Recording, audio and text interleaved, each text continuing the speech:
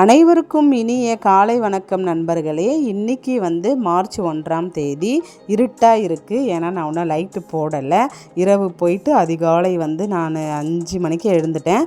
ஏன் எழுந்தேன்னா இன்றைக்கி சர்ச்சில் வாக்குத்தத்த ஆராதனை இருக்குது. எப்போவுமே 1ஆம் தேதியானா காலையில் 6 மணிக்கு நம்ம சர்ச்சில் சர்ச்சை வச்சுடுவாங்க. குழந்தைங்க தூங்கி இருந்தாங்க. அவர் காயாரில் ஊழியராக இருக்கிறதுனால, பாஸ்டராக இருக்கிறதுனால அவர் 4 மணிக்கே கிளம்பி போயிடுவார். 4 மணிக்கு எழுந்து 4:30க்கு கிளம்புவார். அப்புறம் ஹீட்ரு போட்டு விட்டு போயிட்டார். நான் போவேன்னு அவருக்கு தெரியும். அப்புறம் நானாக எழுந்தேன் 5 மணிக்கு. எழுந்து பார்த்தா குழந்தைங்க தூங்கிட்டு இருந்தாங்க. அதுக்கப்புறம் தூங்கி எழுந்து ஃபஸ்ட்டு கிச்சனுக்கு போயிட்டு எல்லாத்தையும் பார்த்துட்டு சரி ஒரு டீ போட்டு ஃபஸ்ட்டு குடிச்சிடலாம் அப்படின்னு தான் போனேன்.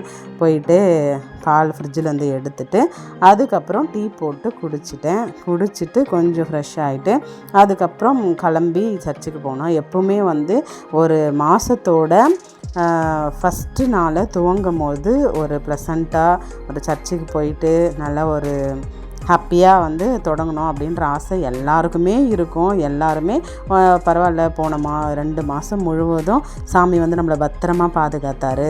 இந்த மாதத்தில் நம்மளுக்கு எவ்வளோ தேவை இருக்கும். ஒரு நாளுமே நம்ம உயிரோடு இருக்கிறோம் அப்படின்னு சொன்னால் நம்ம செஞ்ச பரிசுத்தமான வாழ்க்கை ஒன்றுமே கிடையாது. சாமியோட கிருபை தான். அதை முழுக்க நம்புகிற ஒரு ஆள் நான்.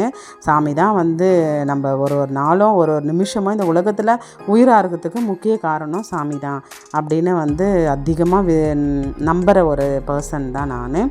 காலையில் எழுந்து அப்படியே வாசலெல்லாம் போயிட்டு கோழிங்க இருக்குதான்னு ஃபஸ்ட்டு பார்த்துட்டு வந்தேன். ஒரு பக்கம் டீயுமே வச்சுட்டு தான் போனேன். நல்லா கொதிச்சுட்டு அதை ஃபில்ட்ரு பண்ணி குடித்தேன். காலையில் டீ குடிக்கிற பழக்கம்லாம் எனக்கு கிடையாது.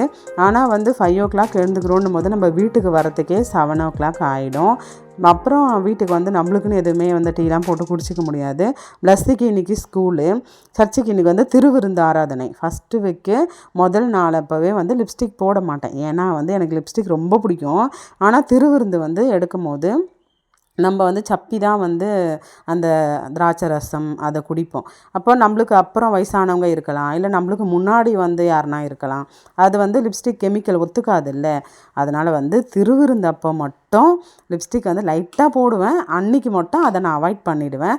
இதை பார்க்குற நீங்கள் யாருனா கூட லிப்ஸ்டிக் போடுறவங்களா இருந்தால் திருவிருந்து டைமில் அதை அவாய்ட் பண்ணிக்கினா ரொம்ப சந்தோஷம். ஏன்னா ஒரு ஆயர் என்கிட்ட ஷேர் பண்ணிக்கினது ஒரு ஃபெஸ்டிவல் டைம்லலாம் அந்த திராட்சை ரசத்தோட கிண்ணத்தை பார்த்தா அவ்வளோ கெமிக்கல் மிதக்கும். அது எப்படி நான் டேரெக்டாக சொல்கிறதுன்னு தெரியலக்கா, அப்படி தான் என்கிட்ட சொன்னார். அதனால் உங்களுக்கு யூஸ்ஃபுல்லாக இருக்குன்னு சொல்கிறேன். இதுதான் நம்மளுடைய நான் கல்யாணம் பண்ணிக்கின்னு என்னுடைய கணவருடைய சர்ச்சு. இப்போது எனக்குமே அதுதான் சர்ச்சு. சிஎஸ்ஐ வெஸ்லி ஆலயம் தையூர். இந்த சர்ச்சில் எனக்கு நிறைய மெமரிஸ் இருக்குது. 15 வருஷமாக சண்டே வானா நீங்கள் என்ன இங்கே பார்க்கலாம்.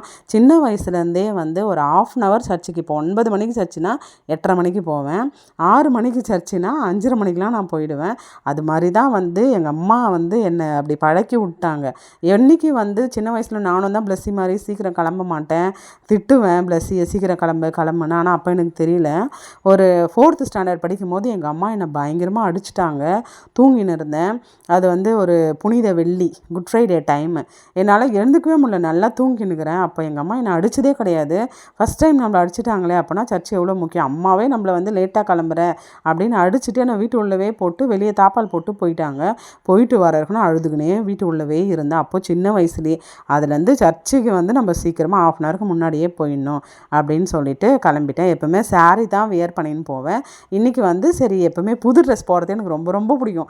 சரி முதல்ல புது மாதம் தொடங்குது, புது மாதத்தோட முதல் நாள் புது ட்ரெஸ்ஸே போட்டுக்கலாம் அப்படின்னு சொல்லிட்டு எங்கள் வீட்டுக்காரர் அடிக்கடி சொல்வார், நீ புது ட்ரெஸ்ஸுக்காக தானே சர்ச்சுக்கு போகிற அப்படின்னு. ஆனால் எனக்கு உள்ளாடைகள்லேருந்து காலணிகள்லேருந்து எது புதுசாக இருந்தாலும் ட்ரெஸ்ஸு எது இருந்தாலும் ஃபஸ்ட்டு சர்ச்சுக்கு போட்டு போனோம். அதுதான் அதை எல்லாருக்காகவும் புதுசுன்னு காட்டுறதுக்காக இல்லை, இதை சாமி எனக்கு கொடுத்தாரு.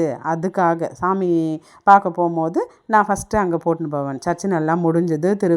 திருவிருந்து ஆராதனையும் முடிச்சுட்டு எங்கள் அக்கா கூட நான் என்னை வீட்டாண்ட ட்ராப் பண்ணிட்டு போயிட்டாங்க. நடந்து தான் போவேன், பைக் எடுத்துன்னு போக மாட்டேன். நான் மட்டும்ன்றதுனால நம்ம வீட்டு பக்கத்துலேயே வாக்கபிள் டிஸ்டன்ஸ் தான். இங்கேருந்து வந்தால் எங்கள் வீட்டுக்காரமே இருந்தார். காலையில் அவரை பார்த்துட்டு அதுக்கப்புறம் உள்ளே குழந்தைங்கள பார்த்தேன். குழந்தைங்க நல்லா தூங்கின்னு இருந்தாங்க.